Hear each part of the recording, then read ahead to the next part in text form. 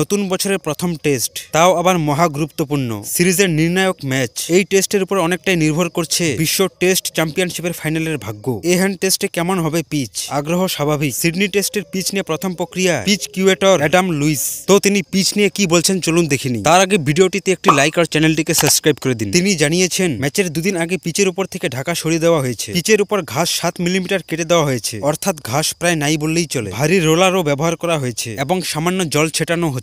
তার উপর আবার সিডনিতে ভালো গরম পড়েছে, রোদের তাপে যতটুকু ঘাস রয়েছে সেটাও শুকিয়ে যেতে পারে। তাছাড়া পিচের আর্দ্রতা বজায় রাখাও চ্যালেঞ্জ কিউরেটর অ্যাডাম লুইস যা জানাচ্ছেন তাতে সিডনির ওই পিচ থেকে পেসারদের সাহায্য পাওয়ার কথা নয়। যদি না সিডনির আকাশ মেঘছান্দ না হয় তাহলে পেসারেরা আগের 4 ম্যাচের মতো প্রভাবশালী না হতে পারেন। এমনিতেই সিডনির পিচ বারবার উপমহাদেশের মতো হয়, স্পিনারেরা সাহায্য পান, ব্যাটারেরাও ভালো রান পান। সেটা হলে বড় রান পাওয়া কঠিন নয়। অ্যাডাম লুইস বলেছেন পিচের চরিত্র বিশেষ বদল করা হয়নি। তিনি 5 দিনের ক্রিকেট খেলার উপযুক্ত 22 গজ তৈরির চেষ্টা করেছেন। সব ঠিক থাকলে সিডনির পিচ ভারতের পক্ষে সুবিধাজনক হতে পারে। পেসারেরা বাড়তি সাহায্য পাবেন না, শেষ দিকে স্পিনারেরা সাহায্য পেতে পারে। ভারত সম্ভবত দলের কম্বিশন বদলাবে না। ওয়াশিংটন সুন্দর বা রবীন্দ্র জাদেজা পরিস্থিতির সুযোগ নিতে পারলে সুবিধা হবে টিম ইন্ডিয়া। টস জিতলে সিডনিতে আগে ব্যাট করে নেওয়া শ্রেয়। কিন্তু বড় প্রশ্ন হলো সকালে ভারতের হয়ে টস করতে যাবেন কে, রোহিত শর্মা নাকি জসপ্রীত বুমরা।